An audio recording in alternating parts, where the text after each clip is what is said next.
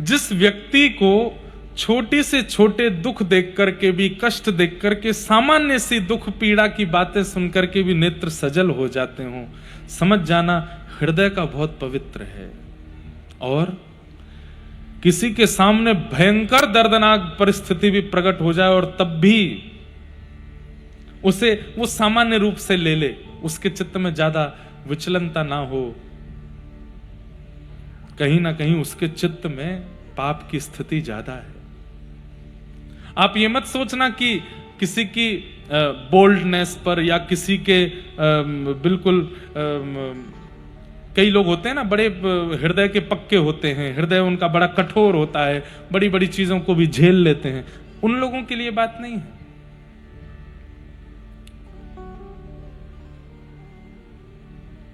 अब मैं कैसे बताऊं, एक बार एक व्यक्ति को आना था मिलने के लिए, नहीं आ पाए, अगले दिन आए तो हमने कहा कल हम आपकी प्रतीक्षा करते रहे, आप नहीं आए। तो महाराज जी वो क्या है, हमारे कॉलोनी में एक मर्डर हो गया था। मैंने कहा इतना हंस के बता रहे हो आप? तो कोई हंस के बताने वाली बात है?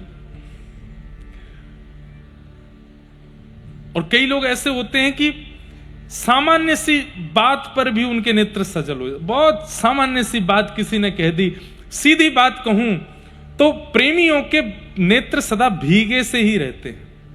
उनके नेत्रों में जैसे भीगापन सा रहता है, किसी की स्थिति देख करके, किसी का सामान्य स्वरूप देख करके, भाव देख करके उनके नेत्र रोक नहीं पाते। ऐसे लोग प्रयास करें और भक्ति मार्ग चुन लें तो ठाकुर जी जल्दी मिल जाएंगे। क्यों? क्योंकि उनकी स्थिति प्रेम की ज्यादा है। कठोर हृदय वाले जो होते हैं, बड़ी से बड़ी घटना घट जाती है उसमें भी हंसते रहते हैं, खिलखिलाते रहते हैं, कोई उनको ज्यादा फर्क पड़ता नहीं, उनको भी बहुत समय लगेगा भगवत दर्शन करने में। ये पैरामीटर है दया का। जितनी ज्यादा दया करुणा चित्त में है, ठाकुर जी उतनी जल्दी मिल सकते हैं। जितनी दया करुणा का अभाव चित्त में है, किसी पर दया होती ही नहीं है, आती नहीं। कई लोग दया भी कैसे करते हैं पता है? कृपा के रूप में। कैसे? कृपा के, समझ रहे हैं मेरी बात? वो दूसरे पर दया करते हैं तो कहते हैं चलो यार रख लो, कोई बात नहीं, कृपा जैसी कर रहे हो। प्रेमी दया करता है, वो कृपा नहीं करता। कृपा ठाकुर जी करते हैं। हमें दया करनी चाहिए। हाँ, संतों से, वैष्णवों से, आचार्यों से हम इच्छा कृपा की करें कि हम पे कृपा करो, पर उन्हें भी दया ही करनी चाहिए, वो दया ही करें। दया की अधिकता और दया की शून्यता हमारी हृदय की स्थिति और भगवत प्राप्ति में कितना विलंब होगा इसको बताती है। अपनी दया की पराकाष्ठा नापी है, कितनी है?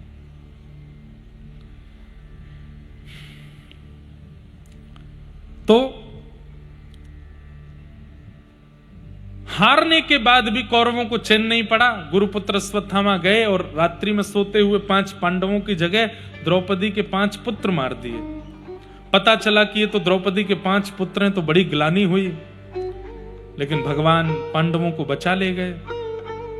प्रातः काल का समय हुआ, द्रौपदी को पता चला कि मेरे पुत्र मार दिए, निर्दोष पुत्र मार दिए, बहुत रोई। अर्जुन ने प्रतिज्ञा ली कि मैं तेरे बालकों के हत्यारे को जीवित नहीं छोड़ूंगा। जैसे तैसे अश्वत्थामा को पकड़ लिया, पकड़ करके सन्मुख प्रकट किया और कहा यही है तेरे बालकों का हत्यारा, द्रौपदी देख ले, और तू चाहे तो तू बता, वही दंड इसको दूंगा। तेरे निर्दोष बालकों को इसने मारा है। निरीक्ष कृष्णापकृतं गुरुसुतं वाम स्वभावा कृपया ननाम च। उवाच चासहन्तस्य वन्धनानयनं सतिं मुच्यतामीश ब्राह्मणो नितराम गुरु। बहुत ध्यान से सुनिएगा इस विषय को। एक मां को अपना पुत्र बहुत प्रिय होता है, संतान बहुत प्रिय होती है। पिता भी अगर संतान को मारते हैं उसके गलती पर तो थोड़ी देर बाद माँ को गुस्सा आ जाता है, वो कहती है अब मत कहिए कुछ भी, ठीक है गलती हो गई, अपराध हो गया, अब मत कहिए। वो स्वयं कितना भी दंड अपने पुत्र संतान को दे, दूसरे को मारते हुए नहीं देख सकते। यहां तो प्राण हरण कर लिए निर्दोष बालकों के, और जिसने प्राण हरण किए वो सामने बैठा है द्रौपदी के। और द्रौपदी क्या कर रही है? द्रौपदी जैसे ही जाती है और जैसे ही देखती है कि अरे ये तो हमारे गुरुदेव का पुत्र अश्वत्थामा है। अर्जुन बोला इसी ने मारा है 5 को। द्रौपदी तुरंत गई, हाथ पैर बंधे थे, तुरंत रस्सी खोल दी, हाथ की पैर खोल दिए, तुरंत अपने पल्लू से उसके जो चोट लगी थी उनको साफ करने लगी। गुरुपुत्र आपको हम प्रणाम करते हैं, आप ऐसे सब देख करके चकित रह गए। ये बालकों के हत्यारे को पूज रही है। सब देख करके चौंक गए, पर दूर खड़े द्वारिकाधीश के नेत्र सजल हो गए। बोले यही तो मुझे प्रिय है, ये क्षमा, ये करुणा, ये दया, यही तो ठाकुर जी को प्रिय है। बंधुओं, कोई व्यक्ति हमारे साथ अनुचित करता है, ठीक है वो हमारा कोई प्रारब्ध, लेकिन उस अनुचित के परिणाम में हम क्या करते हैं ये ठाकुर जी बहुत ध्यान से देखते हैं। अब तुम क्या करोगे? अनुचित करे तो परिणाम में दया होनी चाहिए। कोई व्यक्ति जघन्य पाप करे तो उसको दंड आदि देना ही चाहिए, उसके लिए दंड निर्मित है ही। पर लेकिन व्यक्ति अपने साथ किए गए, अपने ईमान पर किए गए या अपने जीवन में किए गए कोई अनुचित कृत्य करने वाले को देख करके उसको क्षमा कर देता है ना, ठाकुर जी उसको हृदय से लगा लेते हैं। ठाकुर जी कहते हैं कितनी दया है, कितनी करुणा है इसके हृदय में। द्रौपदी कह रही, आगे खड़ी हो गई अश्वत्थामा के, कोई इसको हाथ नहीं लगाएगा, ये हमारे गुरु का बेटा है। और इसको ना मारने का एक कारण नहीं है, अनेक कारण बता सकती हूं मैं। ये गुरु पुत्र है इसलिए इसको नहीं मारना चाहिए, गुरु का ऋण है हमारे ऊपर। अरे आप सब योद्धा हैं, आप सब हाथ में धनुष बाण लेकर के खड़े हैं, गुरुदेव की कृपा है। उन गुरु का ऋण तो हम चुका नहीं पाए, कम से कम उनके पुत्र को तो नहीं मारे। दूसरा, हम क्षत्रिय हैं और ये ब्राह्मण है, इसको मारने का हमारा अधिकार नहीं है। तीसरा, ये भी एक मां का बेटा है और मैंने अपने पुत्र खोए हैं, मुझे पता है कि पुत्र के जाने का कितना वियोग होता है। मैं नहीं चाहती कि वो वियोग किसी और को हो, इसलिए इसको मत मारो। और अंतिम बात, अगर इसको मारने से मेरे पुत्र जीवित हो जाएं तो इसे मारो, लेकिन वो जीवित नहीं होंगे तो फिर क्यों ये पाप कर रहे हो, इसे मत मारो। ये 5 बातें जब द्रौपदी ने कही, द्वारिकाधीश अपने स्थान से आए और आज द्रौपदी का नामकरण कर दिया। क्या? कृष्णा, मैं कृष्ण हूं, ये कृष्णा है। निरीक्ष कृष्णापकृतम गुरु सुतम। भगवान ने अपने नाम के आगे अकार, एक आ की मात्रा लगा दी, क्योंकि अकार और इकार शब्द के अंत में होने से कई बार शब्द स्त्रीलिंग हो जाता है। अधिकतर माताएं बहनों के नाम के अंत में इकार या अकार होगा ही। कृष्ण भगवान का नाम है, कृष्णा द्रौपदी का नाम है। भगवान ने द्रौपदी को हृदय से लगाया, वाह मेरी बहन द्रौपदी, मैं दया का स्वामी हूं, मैं दया का देवता हूं, आज दया की देवी मुझे मिली है। भगवान ने द्रौपदी को करुण भाव से हृदय से लगाया।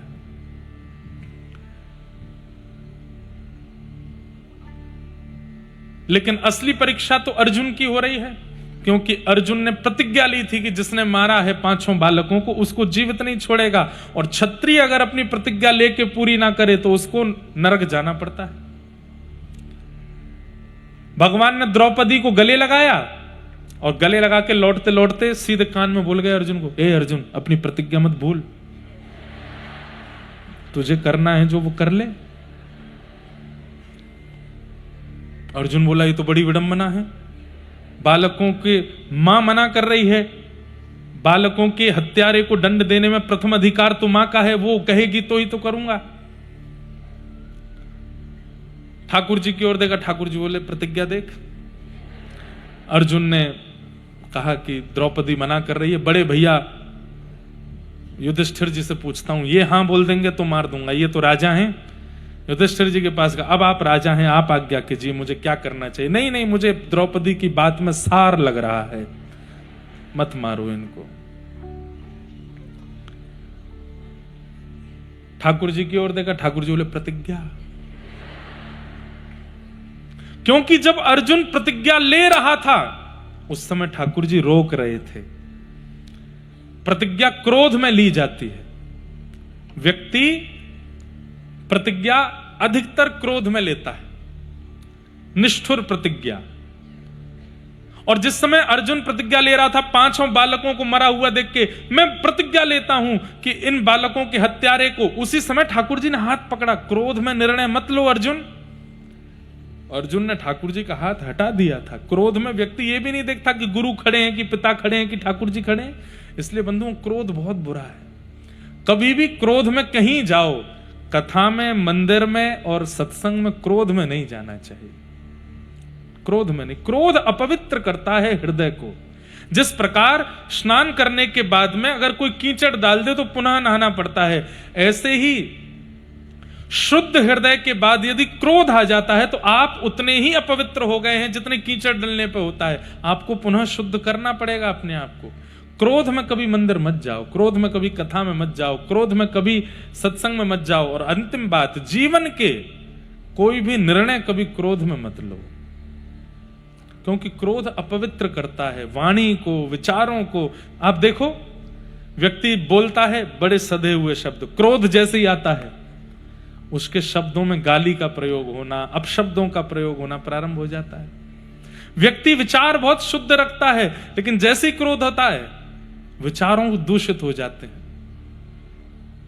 सब चीज अपवित्र हो जाती है क्रोध के आते ही। और जिन लोगों को बहुत क्रोध आता है, सोच लीजिए आपका नहाना धोना किसी काम का नहीं है, अपवित्र ही रहते हो, आप क्रोध ही करते रहते हो। कुछ क्रोध अच्छे हैं, जैसे मां का पुत्र के प्रति, पिता का संतान के प्रति, उसको सुधारने के लिए, संवारने के लिए, घर के बड़े जनों का छोटे जनों के प्रति, गुरुजनों का शिष्यों के प्रति, मालिक का अपने एम्प्लॉइज के प्रति, उनको संभालने के लिए। ज्यादा वो बॉस बन करके करने के लिए क्रोध अच्छा नहीं। किसी व्यक्ति की योग्यता के लिए, किसी व्यक्ति की श्रेष्ठता के लिए किया गया क्रोध अच्छा है, पर इंटेंशनली किया गया क्रोध, चिढ़ करके किया गया क्रोध, किसी को नीचा दिखाने के लिए किया गया क्रोध अच्छा नहीं है। राम जी क्रोध में नहीं है, इसलिए पहले हनुमान जी को भेज रहे हैं, फिर अंगद जी को भेज रहे हैं, फिर किसी और को भेज रहे हैं कि इनसे संभल जाए, और तब भी रावण नहीं माना तो फिर युद्ध हुआ। यदि क्रोध में होते तो सीधे जाकर के वध ही कर देते। भगवान क्रोध में होते तो पूतना, अघासुर, बकासुर, धेनुकासुर को नहीं मारते, सीधे कंस का वध कर देते, जड़ ही उखाड़ फेंकते, किसी को नहीं आना होता। सबसे ठाकुर जी ने संकेत भिजवाया कंस को कि अब भी संभल जाओ, नहीं माना तो फिर वध किया। हम लोग उल्टे हैं, हम सीधे उस व्यक्ति को ही क्रोध करके निर्णय लेके उसके साथ कुछ अनुचित करने का प्रयास करते हैं। भगवान ने रोका था अर्जुन को कि क्रोध में निर्णय नहीं, तो अर्जुन ने भगवान का हाथ उठाया, मैं प्रतिज्ञा लेता हूं जिसने 5 बालकों को मारा उसको जीवित नहीं छोड़ूंगा। ठाकुर जी बोले फिर देखता हूं मैं तुझे। और अब ठाकुर जी, अर्जुन कह रहा है, द्रौपदी मना कर रही है, युधिष्ठिर मना कर रहे हैं, तब भीम के पास गया, आप भी तो बड़े भाई हैं, आप आज्ञा करो। भीम बोले तू हट, मैं मारता हूं इसको। भगवान की ओर देखा, बोले प्रतिज्ञा तूने ली है, भीम ने नहीं। सबकी मतलब 50-50 हो गया, लेकिन ठाकुर जी तो यही कहते रहे प्रतिज्ञा प्रतिज्ञा। अंत तो गत्वा यहां लिखा है, आलोक्य वदनम सख्य हृदमा सन्निव। वाह, तब बड़े क्या कहते हैं उसको, दीनता के साथ अर्जुन ने हाथ जोड़ करके कृष्ण की ओर देखा, नाथ मुझे बताओ मैं क्या करूं। आलोक्य वदनम सख्य, ठाकुर जी की ओर देखा तो ठाकुर जी ने क्या किया, बोले हसन्ने व, ठाकुर जी हंस गए, मुस्कुरा गए और कहा कि नाथ अब गलती हो गई, आगे से क्रोध में निर्णय नहीं लूंगा, पर अब निर्णय ले लिया है, प्रतिज्ञा भी हो गई है और इसको मारना भी नहीं है, ये ब्राह्मण है, ये गुरुपुत्र है, अब मुझे डर लग रहा है, मैं क्या करूं। ठाकुर जी ने फिर उत्तर दिया, ब्रह्म बंधुर न हंतव्य आतताई बधारण मय्यैवो भयमाम्नातं परिपायानुशासनम्। ब्राह्मण कैसा भी क्यों ना हो अर्जुन, उसको मारना नहीं चाहिए। मृत्यु का अधिकार, मृत्यु दंड का अधिकार दो लोगों के लिए शास्त्र के अनुसार नहीं है, एक तो स्त्रियों को, एक ब्राह्मणों को। जघन्य अपराध करने पर भी इनको मृत्यु दंड देने का विधान नहीं है। अब लॉ कुछ कहता है, हमारे यहाँ कुछ वो अलग बात है, पर माताओं को और ब्राह्मणों को मृत्यु दंड नहीं। आप लोग कहेंगे महाराज जी सबके लिए समानता होनी चाहिए, ये ब्राह्मणों को ज्यादा पक्ष क्यों ले लेते हैं ठाकुर जी? पक्ष नहीं ले रहे हैं, आपको असलियत पता ही नहीं है। ठाकुर जी क्या कह रहे हैं, ब्राह्मणों को दंड मत दो। क्यों?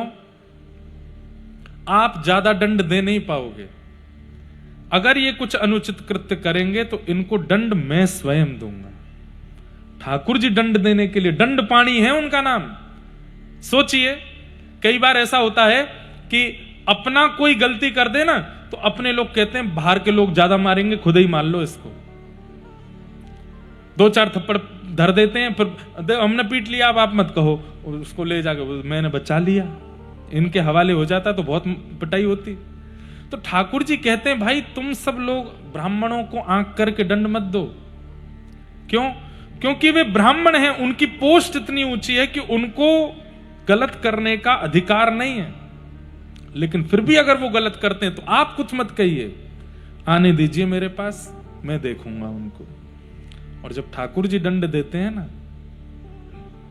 तो फिर दंड पाणी बनते हैं वो। और दंड पाणी भगवान का वर्णन है भागवत में।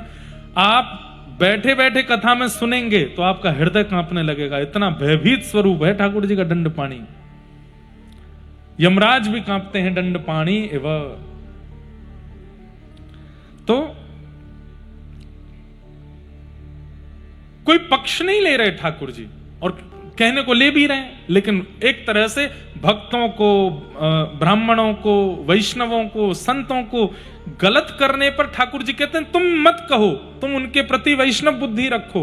वो गलत कर रहे हैं, तुम फिर भी उनको प्रणाम करो, उनको मैं देखूंगा। और जब मैं देखूंगा वैसा कोई नहीं देख पाएगा उनको। इसलिए दोनों पक्ष समझ जाइए। ना तो वैष्णव ज्यादा खुश हों कि भाई हमारा पक्ष लिया जा रहा है कि हमको दंड नहीं मिलना चाहिए, आप कुछ गलत भी कर देंगे और वैष्णव की आड़ में बचे रहेंगे, ऐसा नहीं। ठाकुर जी दंड देंगे आपको, और ठाकुर जी जब दंड देते हैं तो फिर बहुत बुरा होता है। इसलिए ठाकुर जी कह रहे हैं ब्रह्म बंधुर न हंतव्य, ब्राह्मण कैसा भी क्यों ना हो उसको मारना नहीं चाहिए, लेकिन बालकों का हत्यारा कोई भी क्यों ना हो उसको छोड़ना नहीं चाहिए।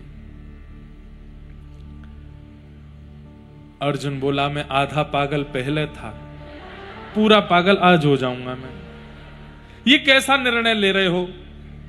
आप कह रहे हो कि ये ब्राह्मण है इसलिए मारो मत, बालकों का हत्यारा है छोड़ो मत। वहां द्रौपदी ने फंसा दिया उसने, फिर मेरी प्रतिज्ञा और है। ये कैसा निर्णय है? एक बात बोलूं बंधुओं, याद रखिएगा इस बात को, ठाकुर जी मेरी आपकी तरह बात नहीं करते पूरी पूरी ना। ठाकुर जी संकेत में बात करते हैं। किसमें? संकेत। समझदार को इशारा काफी, इशारों में बात करते हैं ठाकुर जी, और इशारे ही करते हैं। वो मिल भी जाएंगे तो भी ज्यादा बोलेंगे नहीं, ठाकुर जी कम बोलते हैं, इशारे ही करते हैं। वो संकेत ही करते हैं। और उस संकेत को समझने के लिए आपको वैष्णवों के और संतों के संग करने की बहुत आवश्यकता है। वो उनके संग से ही सीख पाओगे कि संकेत क्या होता है। इसलिए सीधे ठाकुर जी मिल जाएं ऐसी इच्छा मत रखो। नरसिंह मेहता की हुंडी का प्रसंग सबने सुना होगा। उस प्रसंग में भी यही बात है।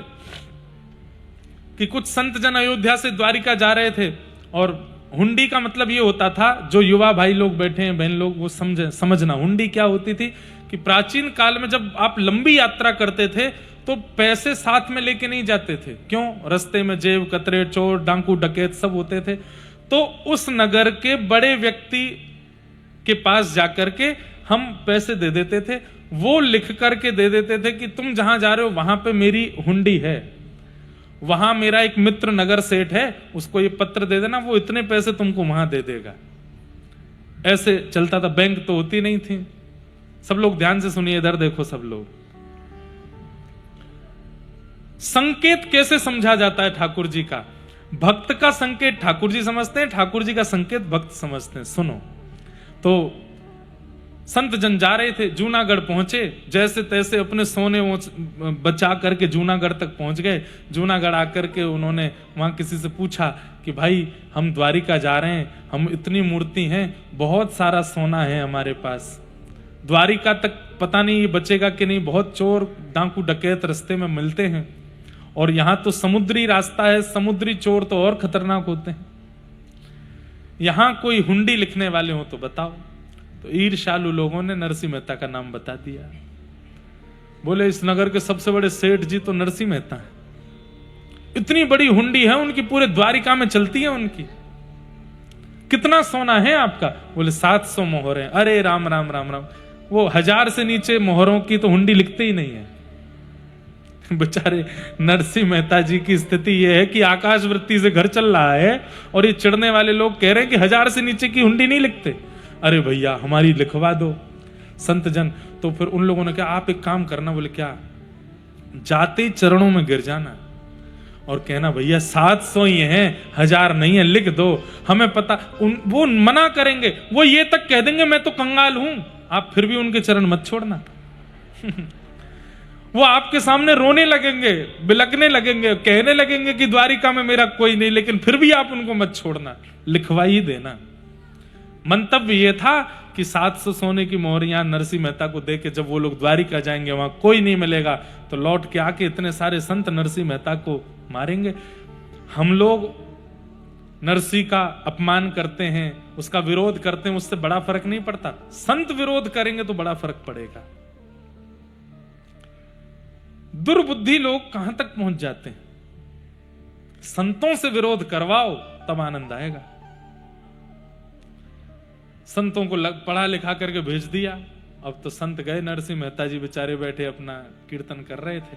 इतने में संत जन आए चरणों में, जय हो जय हो जय हो नरसिंह मेहता की जय। नरसिंह मेहता ने देखा इतने सारे संत, उल्टे नरसिंह मेहता सबको प्रणाम करें, सबके चरण उठा उठा के रज ले में। नंद नंदन के प्यारे आए मेरे। घर पे कोई संत आवे, कोई वैष्णव आवे, परमानंद दास जी का ये पद गाया करो।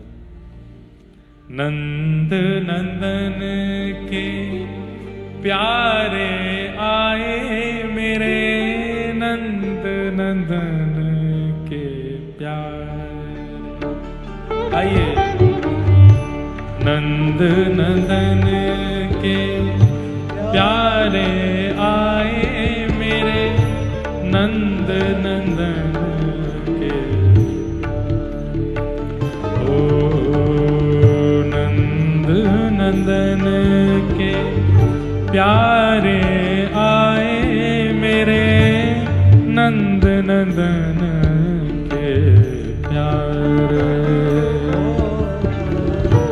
नंद नंदन के प्यारे आए मेरे, नंद नंदन के। कैसे हैं? आज मेरे घर नंद नंदन के प्यारे आए हैं, उनके प्रिय वैष्णव आए हैं, संत आए हैं, कथा वक्ता आए हैं, ब्रजवासी आए हैं। कैसे हैं ये? माला तिलक मनोहर बानो, माला तिलक मनोहर बानो, त्रिभुवन के उजियारे, त्रिभुवन के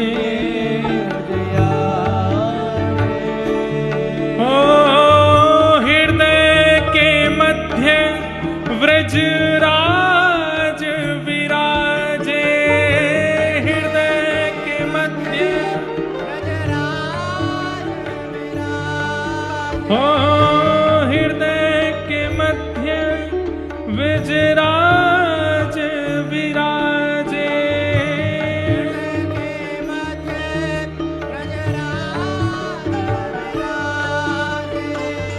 प्रेम सहित दर्शावे, प्रेम सहित दर्शावे, आए मेरे नंद नंदन के प्यारे, आए मेरे नंद नंदन के प्यारे, नंद नंदन के प्यारे। इनसे ज्यादा दुल्लर तिल्लर हो इनके चरणों में। अब तो नरसिंह मेहता पहली बार देख रहे हैं, वो जितना प्रणाम कर रहे हैं संत उनसे ज्यादा प्रणाम कर रहे हैं।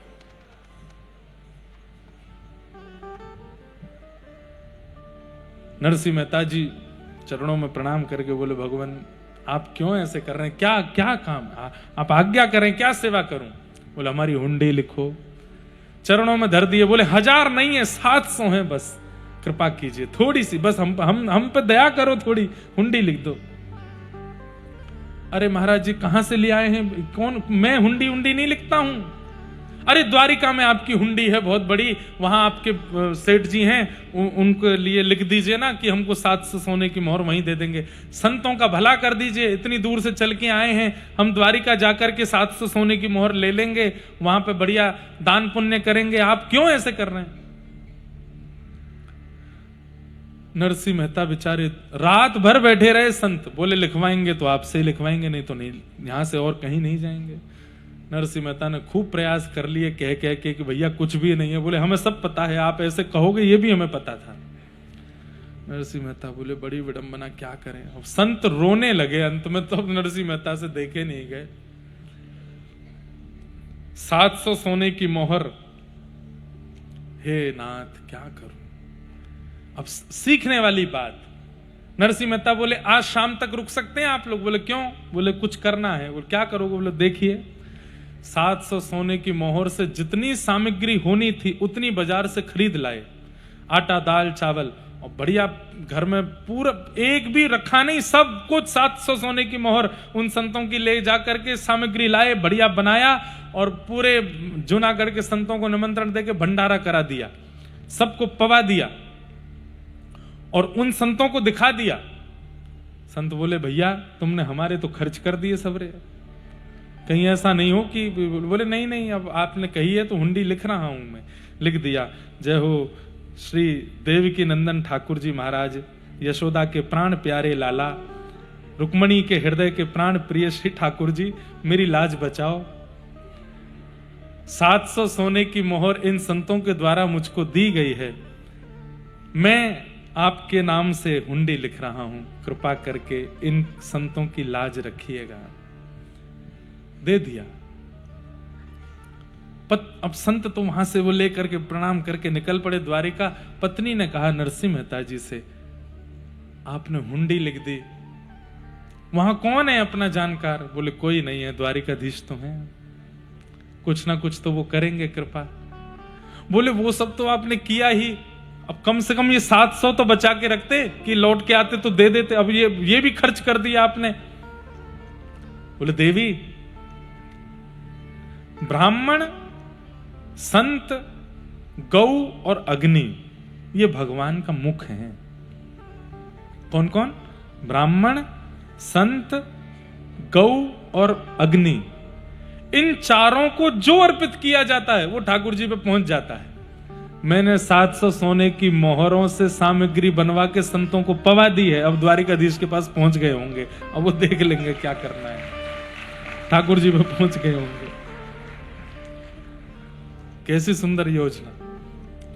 यहां संत जन द्वारिका पहुंचे, द्वारिका जाकर के बाजार में ढूंढे, यहां ढूंढे, भैया कहां हैं नरसिंह मेहता के सेठ जी। और नरसिंह मेहता का नाम ही पहली बार सुन रहे थे लोग, कौन नरसिंह मेहता, हम तो नहीं जानते। बोले अरे कोई ने ठग लिया।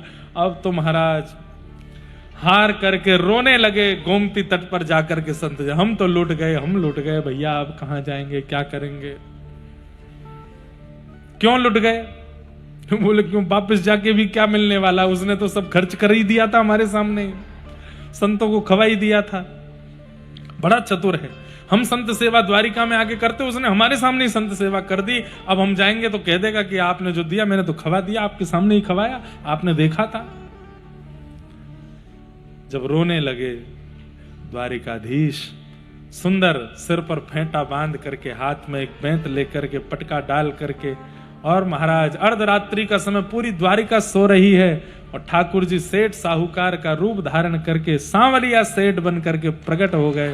बोलो सांवरिया सेठ की। ठाकुर जी आए, अरे हमारे स्वामी जी श्री नरसिंह मेहता की हुंडी लेकर के कोई आए हैं क्या? जैसे ही कहते कहते आए, आहा, जैसे ही आकर के कहा संत जनों ने नरसिंह मेहता का नाम, अरे हम हैं, हमारी हुंडी। अरे अच्छा, लाओ दिखाइए।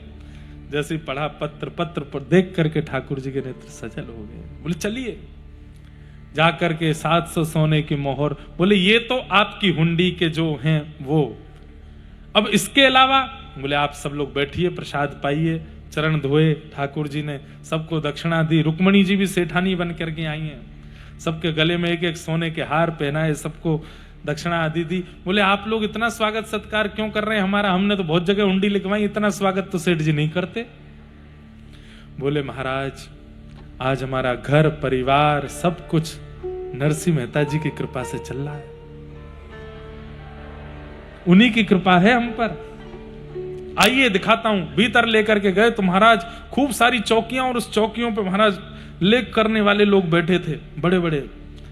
इतने सारे लोगों को देख करके उस संत बोले ये कौन है? बोले सब नरसिंह जी का कारोबार है, ये उन्हीं की लिखा पढ़ी चल रही है, उन्हीं की लिखा पढ़ी चल रही है। हम तो उनके दास हैं चरणों के, उन्हीं की कृपा है। आप लोग उनको छू करके आए हैं, इसलिए मैं आपको इतना वंदन करूं। मेरे हृदय से लग जाइए, चरण छूमे, बार बार बलैया ले में संतों की। जितने दिन रहना यहीं रहिए आप।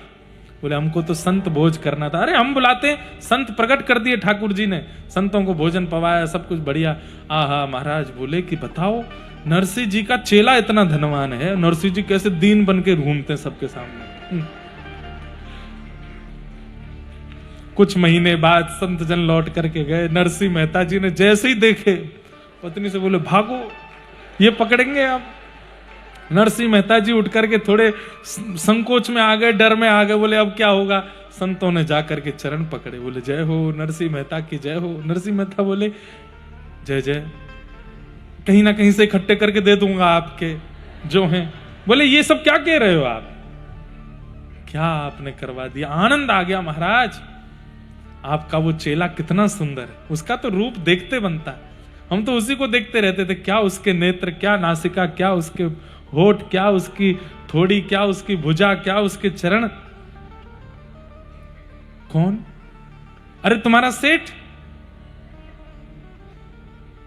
कौन सा सेठ? बोले जिसके नाम से हुंडी लिखी थी। पूरा वृत्तांत बताया, और सब कुछ बता करके जब ये सुना कि वो कह रहे थे कि नरसिंह जी तो हमारे स्वामी हैं, हम तो उनके चेला हैं। नरसिंह जी बोले जरा बताना नेत्र कैसे थे? बोले आहा, कमल जैसे नेत्र थे।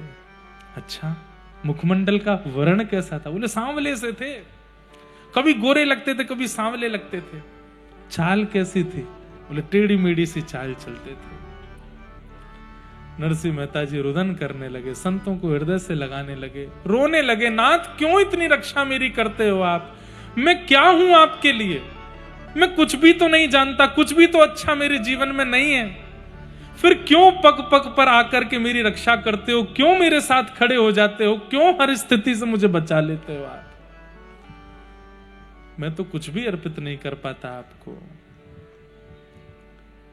ऐसे द्वारिकाधीश सांकेतिक वार्ता। अब तो नरसिंह मेहता से मिले नहीं, लेकिन संकेत में अपना पूरा प्रेम बता दिया कि नरसिंह से कितना प्रेम करते हैं। और एक बात बोलूं बंधुओं, जब आपका भजन अतिश्रेष्ठ हो जाता है, ये मैंने अनेक भक्तों के चरित्र पढ़ करके अनुभव किया कि जब भक्त बहुत ज्यादा श्रेष्ठ हो जाता है अपनी भक्ति में, ठाकुर जी उसके आसपास वालों पर कृपा ज्यादा करते हैं, पहले कर देते हैं, और उन आसपास वालों को अनुभव करा करके उसके पास अपने प्रेम का संकेत भेजते हैं, फिर अंत में जाकर के उस पर भी पहले पत्नी पर अनुग्रह कर दिया, पिता का श्राद्ध कर दिया, अब इन संतों पर अनुग्रह कर दिया। कितनी कृपा ठाकुर जी, कितना अनुग्रह करते हैं। जिनका भजन नहीं होता उन पर भी कृपा कर देते हैं, क्योंकि उन लोगों का संपर्क भजन करने वाले से है। इसलिए भैया, जिनका भजन बनता है उनसे संबंध जरूर रखो, क्या पता उसके संबंध से आप पर कृपा हो जाए ठाकुर जी की। कुछ नहीं तो उसका नंबर ही रख लो अपने फोन में, फोन नंबर नहीं है तो उसका फोटो ही रख लो अपने फोन में। बोले हमारा भजन तो योग्य नहीं, पर इनके भजन से शायद ठाकुर जी जैसे नरसी के परिवार पर, पत्नी पर, संग रहने वालों पर कृपा कर देते हैं, हम पे कर देंगे। हाँ हाँ।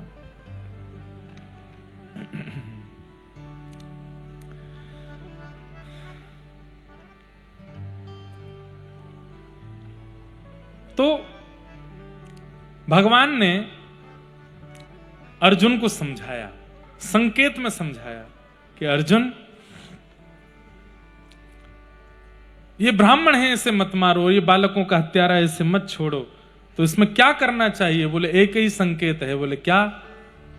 इसकी आधी दाढ़ी, मूछ और केश छेदन करके, शिखा छेदन करके इसको निकाल दो। बस यही कर सकते हो और कुछ नहीं। यही करके, अपमानित करके सभा के बीच से अश्वत्थामा को बाहर कर दिया। अश्वत्थामा ने बदला लेने के लिए ब्रह्मास्त्र छोड़ दिया। किस पर? अभिमन्यु की गर्भवती पत्नी उत्तरा के ऊपर। और उत्तरा को जैसे ही ब्रह्मास्त्र दिखाई दिया, दौड़ करके भगवान की शरण में गई। भगवान ने गर्भ में जाकर के उस गर्भस्थ बालक की रक्षा की, और वही गर्भस्थ बालक कालांतर में जन्म लेकर के परीक्षित हुए। बोलो परीक्षित जी महाराज की। ऐसे ठाकुर जी ने परीक्षित पर अनुग्रह किया, उसको गर्भ में दर्शन किए। कुंती ने भगवान की स्तुति गाई, ठाकुर जी ने कुंती पर कृपा की। तत्पश्चात भीष्म पितामह ने भगवान का सुंदर वंदन किया है। बंधुओं, आपके गुजरात में उत्तरायण का पर्व बहुत आनंद से मनाया जाता है। आने वाला है, हमारे लाल जी का जन्म दिवस है वो उत्तरायण का, और इस बार हमारे लाला अपने प्राकट्य दिवस पर दुल्हा बन रहे हैं। उत्तरायण में ही ठाकुर जी का इस बार विवाह भी होने वाला है। आप सब लोगों से प्रार्थना, बड़ोदरा गुजरात के, वैसे तो बहुत जगह से लोग पहुंच रहे हैं, आप लोगों को अवकाश मिले तो जरूर बरसाना पधारिएगा। 11 से 15 जनवरी तक प्यारे गिरधर लाल जी का ब्याहुला उत्सव है हमारे बरसाना में। ठाकुर जी मधुर दुल्हा बनेंगे और बहुत अद्भुत आनंद होगा। यहाँ से जाते ही हम उसी सेवा में लग रहे हैं 11 से 15 तक। सब लोग जरूर जरूर पधारिएगा और बढ़िया सुंदर सुंदर वस्त्र लेकर के आना। कितनी भी सुंदर ले आना, पहननी तो जैकेट ही पड़ेगी ऊपर, इतनी सर्दी है हमारे यहाँ, शॉल लेनी पड़ेगी। लेकिन हमारा उद्देश्य रहेगा कि उत्सव में इतना नृत्य करें कि जैकेट उतर ही जाए, शॉल की आवश्यकता ही नहीं पड़े, और फिर अपने श्रृंगार में नृत्य करेंगे।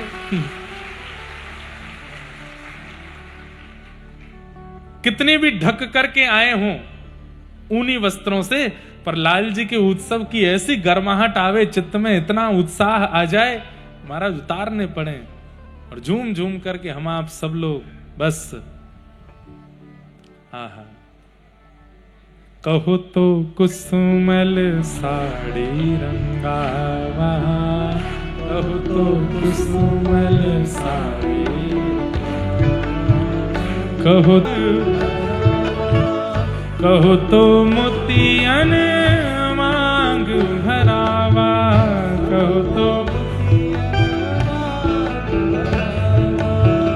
कहो छिटकावा केश वाला, अरे हाँ मैं बैराग हूँगी, मैं बैराग हूँगी, मैं बैराग हूँगी।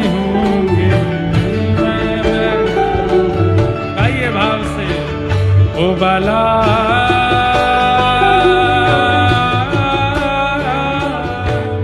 मैं बैरागन हूँगी हूँगी, मैं बैरागन की हूँगी, मैं बैरागन आहूँगी, मैं बैरागन हूँगी हूँगी, मैं बैरागन। बंधुओं, हमारे जितने भी संकीर्तन आप सब लोग सुन रहे हैं, उन सब संकीर्तनों को संगीत देने का कार्य हमारे भागीरथ जी करते हैं, यहीं विराजमान है।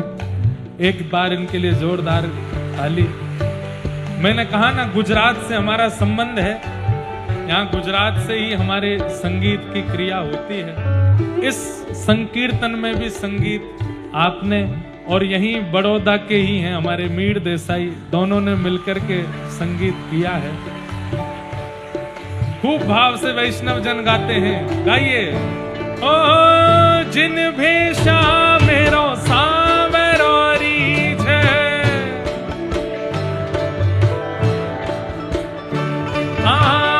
जिन भेषा मेरो गिरधर रीझ,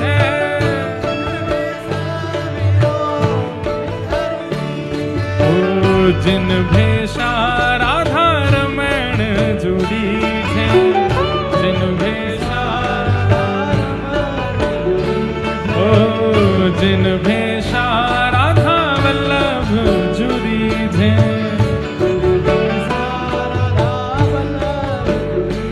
ओ सोही भेष धरूंगी हो मैं तो, सोही भेष हो मैं तो, सोही भेष धरूंगी हो मैं तो।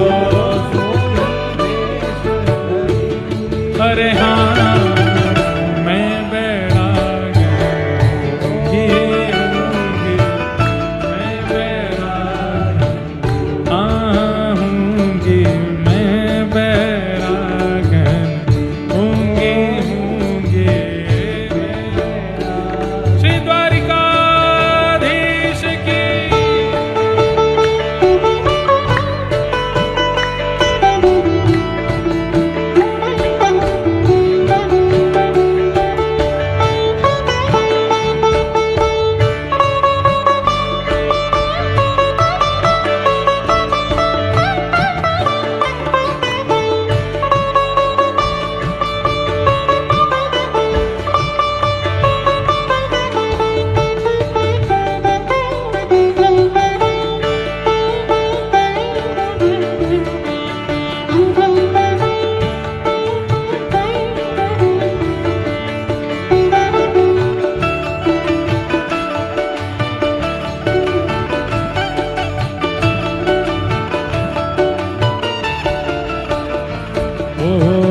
प्राण हमारा वहाँ बसत है, प्राण हमारा,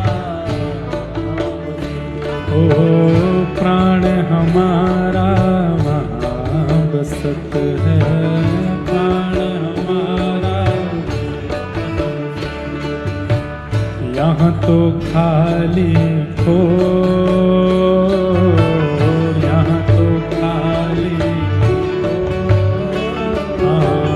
यहाँ तो खाली हो, यहाँ तो खाली हो। मात पिता परिवार सोई है, मात पिता परिवार, मात पिता परिवार सोई है, मात पिता। ओ कहिए तिनका तोड़ बाला, कहिए ओ बाला, कहिए तिनका तोड़ बाला, कहिए। अरे हाँ मैं बैरागन हूँगी हूँगी, मैं बैरागन आहूँगी, मैं बैरागन हूँ।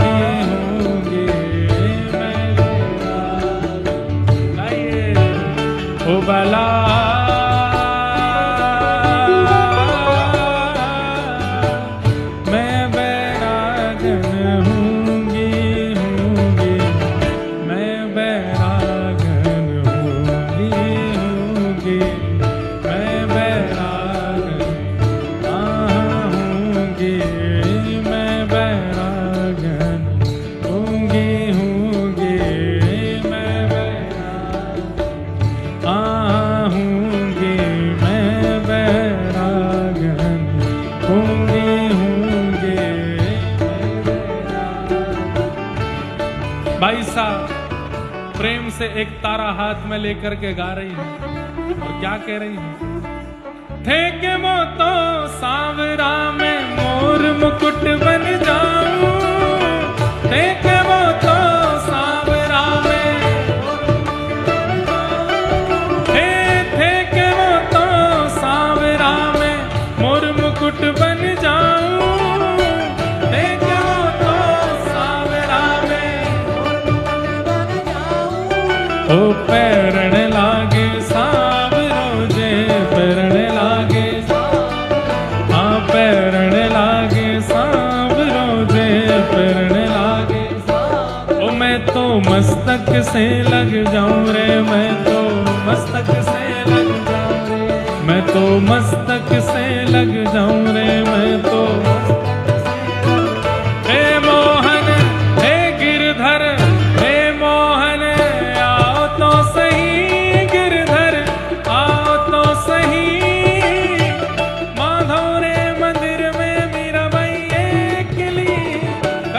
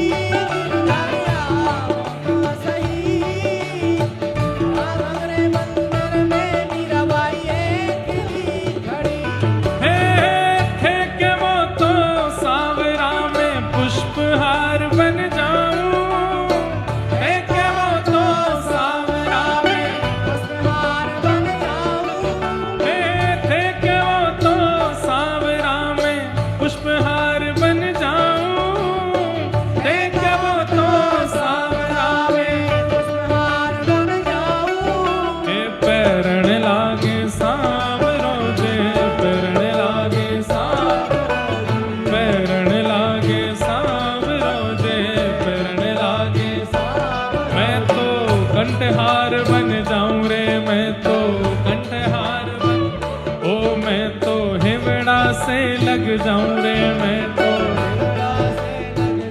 हे मोहन हे गिरधर, हे मोहन आओ तो सही गिरधर, आओ तो सही माधव रे मंदिर में मीराबाई अकेली खड़ी।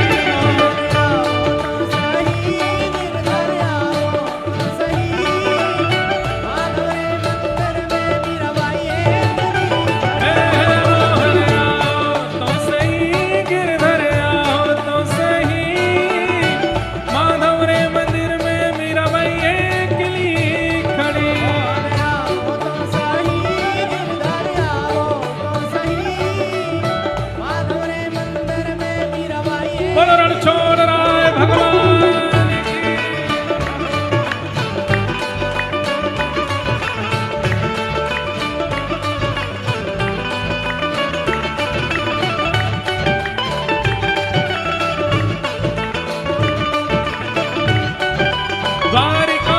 द्वारिकाधीश की।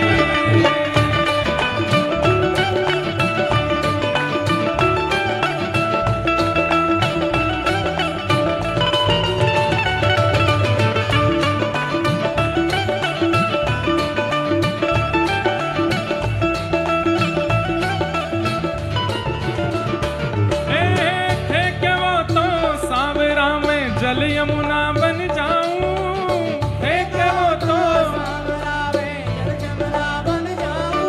हाँ थे के वो तो सांवरा में जल यमुना बन जाऊं, हे वो तो सांवरा में हे नावण लागे सांवरो रे, नावण लागे सांवरो, नावण लागे सांवरो रे, नावण लागे सांवरो। मैं तो अंग अंग लग जाऊं रे, मैं तो अंग अंग, मैं तो अंग अंग लग जाऊं रे, मैं तो कल कथा में जन्मोत्सव होगा ठाकुर जी का और अभी से ही ऐसे भाव में जाइए कि कल नाचते हुए जाइए, नाचते हुए ही आइएगा। हे मोहन हे गिरधर, हे मोहन हे गिरधर, हे मोहन हे गिरधर, हे मोहन हे गिरधर, हे मोहन आओ तो सही गिरधर, आओ तो सही। माधव रे मंदिर में मीराबाई एकली खड़ी,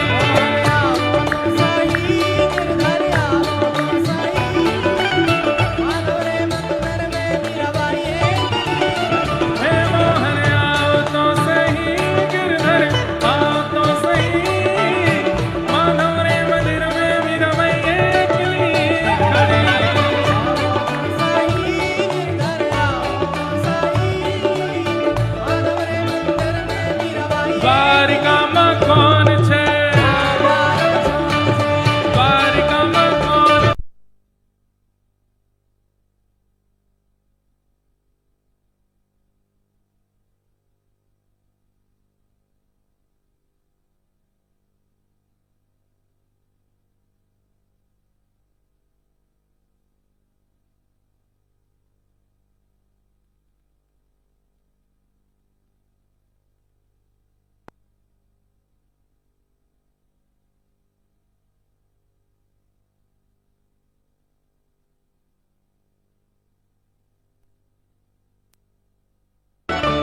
હે દ્વારિકામાં કોણ છે?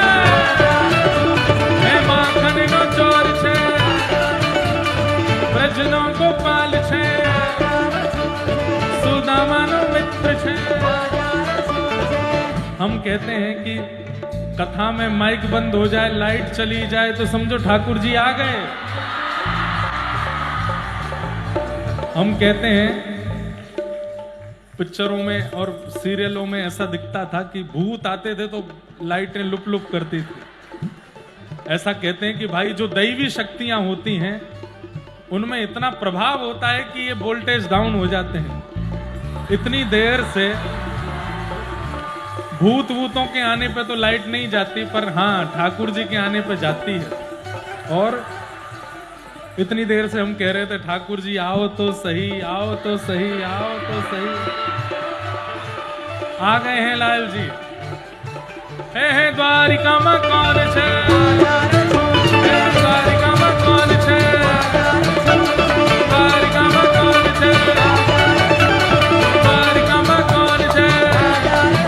જય રાધે રાધે, જય રાધે રાધે, જય રાધે રાધે, શ્રી રાધે રાધે, જય રાધે રાધે, શ્રી રાધે રાધે, જય રાધે રાધે, શ્રી રાધે રાધે, જય રાધે રાધે, શ્રી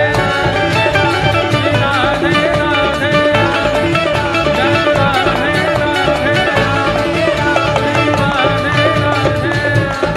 ओ वृषभानु दुलारी, श्री कृष्ण प्यारी, कीरत सुत प्यारी, ओ बरसाने वाली, ओ जय राधे राधे, श्री राधे राधे, जय राधे राधे, श्री राधे राधे, जय जय श्री राम, जय जय श्री राम, जय जय श्री राम।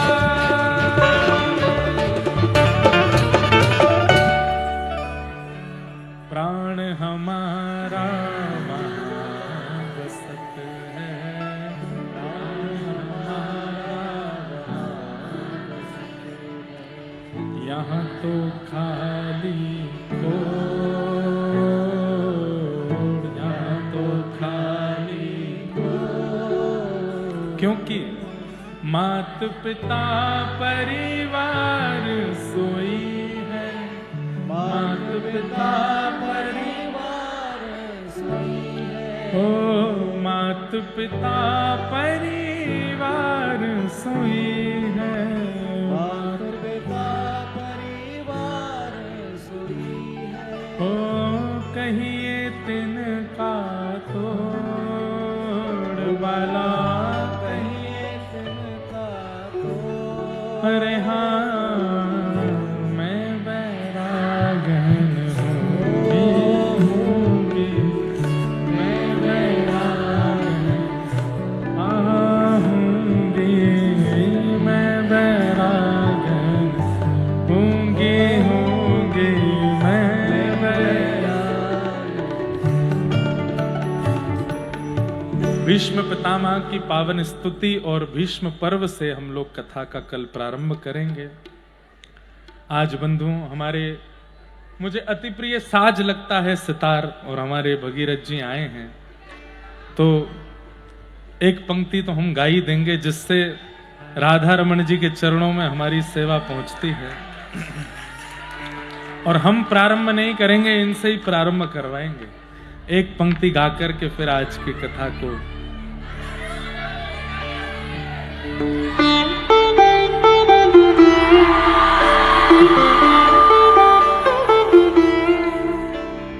सब लोग थोड़े थोड़े पीछे हो जाओ।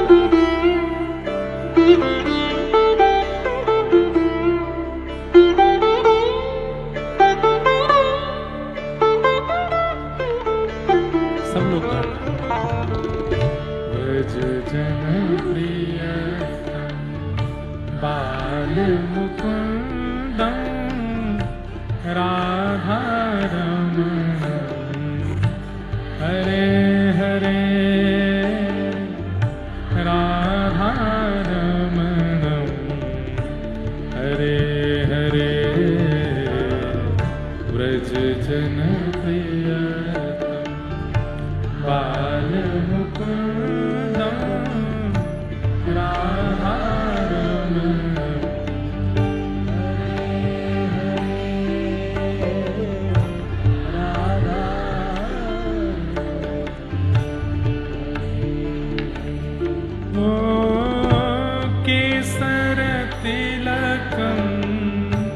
कृष्ण वरणं केसर तिलकं कृष्ण वरणं ओ केसर तिलकं कृष्ण वरणं केसर तिलकं कृष्ण वरणं राधा हरे हरे राधा रमण हरे हरे व्रज जन प्रिय बाल मुकुंदम राधा रमण हरे हरे राधा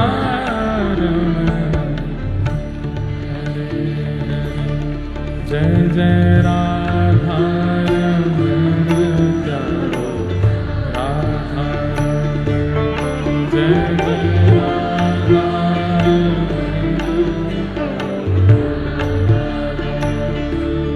जय जय राधा रमण प्यारो राधा जय जय राधा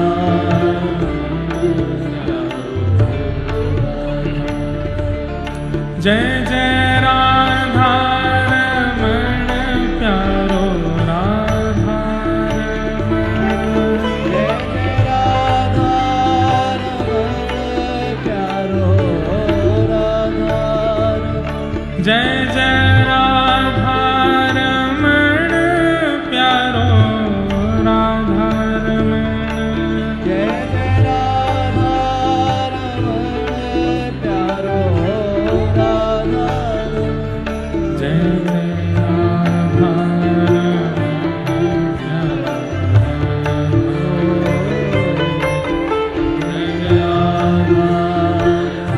श्री राधा रमण